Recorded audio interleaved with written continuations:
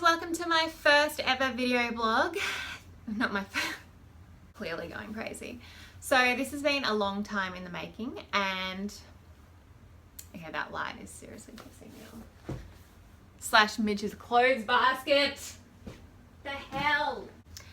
So this is my first business blog, and the reason I've taken so long to actually create this is because I haven't really been very confident with my business because I've been going through a little bit of a restructure. There's quite a few different factors, but I didn't feel like I was a successful enough person to give you guys advice. However, what I have learned is that I am a business owner. I have created a business. I work for myself. I've hustled the shit out of everything in my life, and I feel like I can give you some advice on how to start a business and the core things that you need to really consider before starting a business. So I started The Unrefined with a business partner about 2 years ago. So it started off just as a blog, health food blog.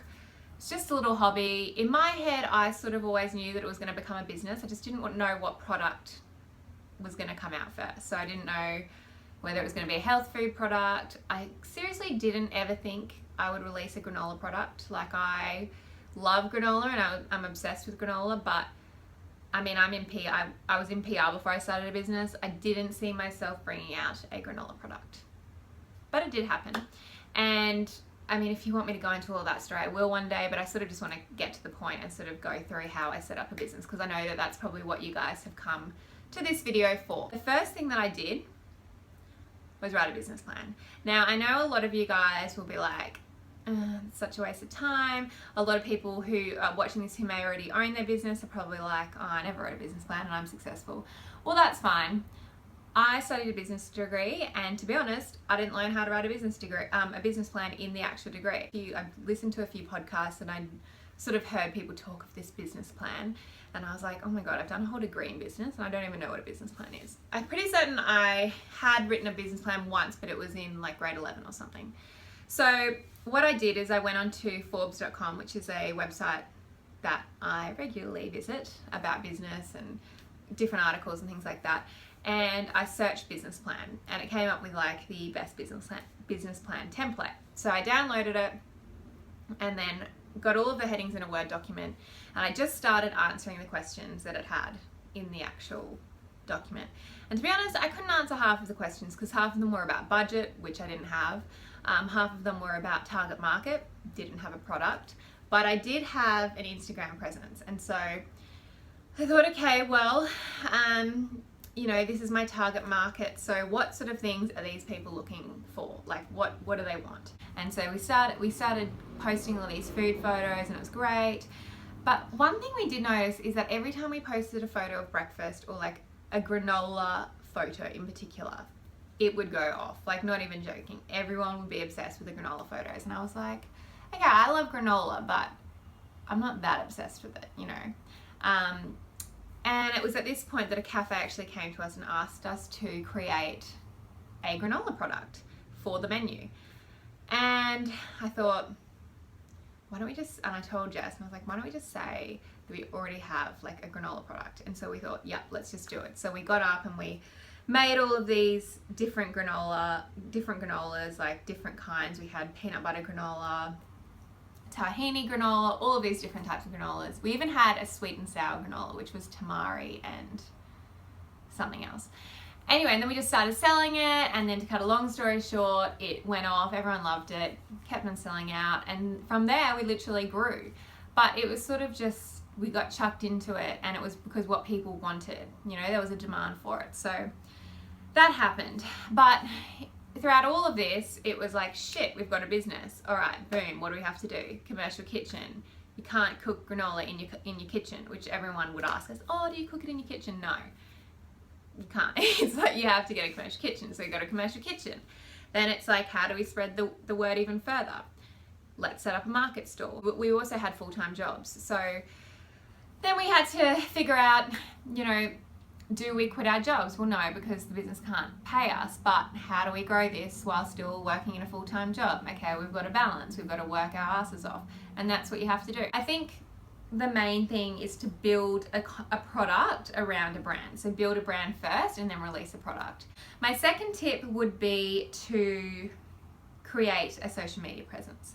Social media is so important right now. Like, it is everything to brands. And I'm not saying that, you know, other types of advertising aren't. Like, definitely focus on those. But in the meantime, I think if you're doing things behind the scenes, you're not really sure where you're going, just test it out. Like, start building an Instagram presence, start building a Facebook presence. Use every type of social media channel and build a brand and build an aesthetic and try and target a certain audience. What are your customers going to look for in a lifestyle? And you have to paint that picture in your Instagram.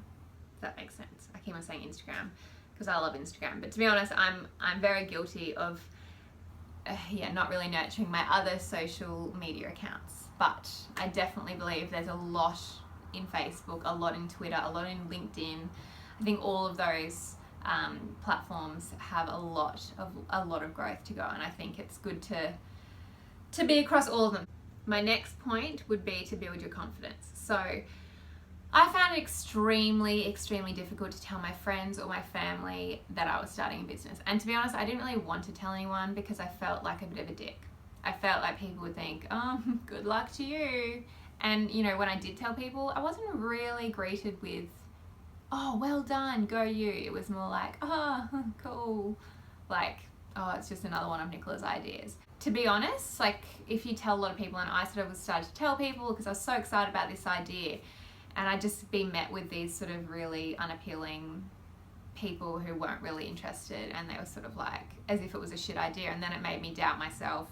And then that doubt crept in, and then I wouldn't do things, I wouldn't be motivated, and I'd think, oh, what am I even doing? And so I really do think that sometimes it is just better to really motivate yourself and find times in the day to motivate yourself, whether it's like reading entrepreneurial magazines or looking up other people's stories. You know, think of your favorite entrepreneur, or like the Collective magazine. I love the Collective magazine. Reading that and just looking at all of everyone's stories and how far they've come.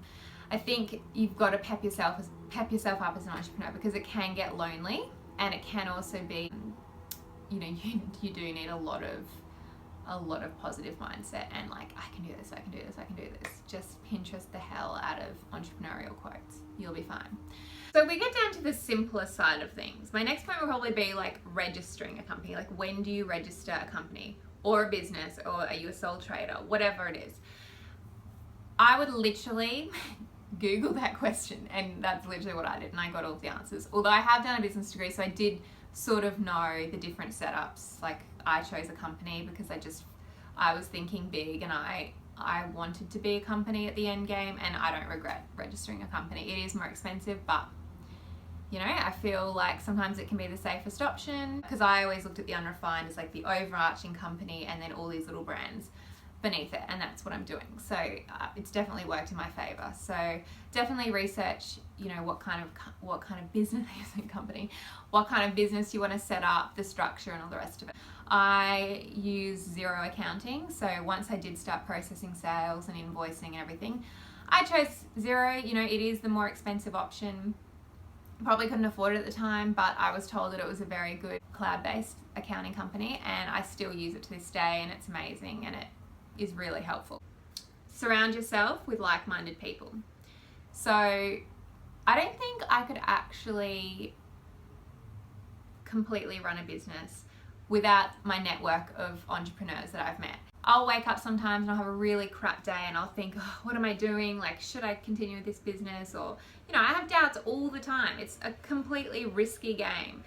But I wake up and I might text one of my friends, or sometimes they can even sense it, and they'll be like, we're coming over now with a juice and a coffee, and we're going for a walk, and they're like, Nicola, I get this all the time, like, blah, blah, blah. It's fine, you'll be fine. Ash, you know who you are. She's amazing. I met a friend upstairs she owns an app, and we're both exactly the same, and it makes you feel so much better when you know that you're not the only one in the world who's going through this. And you know, it takes a pretty strong person to decide to start a business, I have to say. Like, not a lot of people can do that. So if you're thinking that you want to start a business, then good on you, because it definitely says something about your character. So keep moving forward and don't let people get in your way. If you have a vision, then you can create that vision. My next point would be to be consistent. So make sure you set aside time every week. If you've got your full-time job right now, that's fine. Obviously that comes first. You're working for someone. Just as much for intrapreneurs than entrepreneurs, so people within companies that help build businesses, because I know one day, you know, I'll have probably a big office and I'll need people that are really focused on my business and that like I pep up and I love and all the rest of it. So you do have to be conscious of that, not taking too much of your employer's time to do your own work. But yeah, so definitely I'd say put a schedule together and think, all right, what time during this week am I going to work on my business?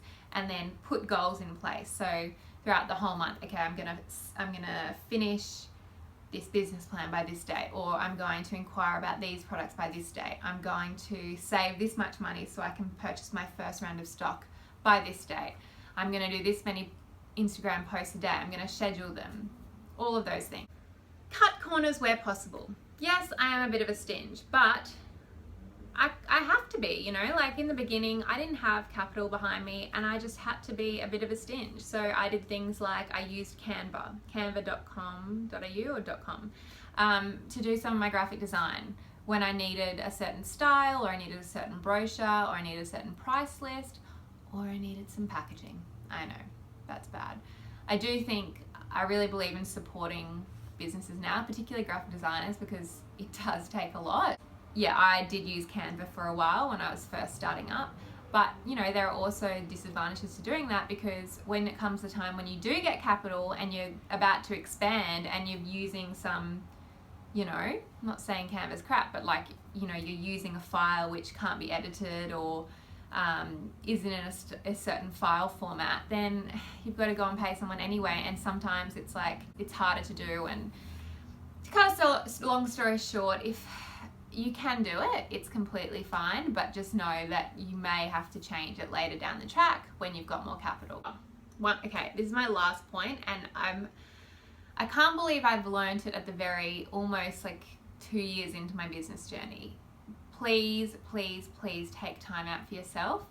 Be mindful. I know it sounds really cliche, but literally stretch, do yoga, do something that makes your heart rate go down and decrease your stress, because there are so many times that I've burnt out, I've gotten acne, like legit bad acne, from being so stressed. And you know what the stress is from?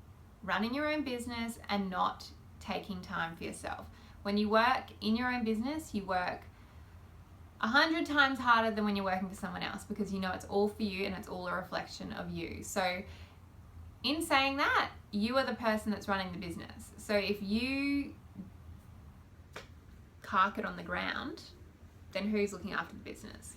So you actually do need to take care of yourself. And sometimes that means, you know, for me, I get up extra early. So I get up at 4:30 in the morning, and I'm in a routine now. I go for my coffee at 4:30 when it's dark. I know that's weird.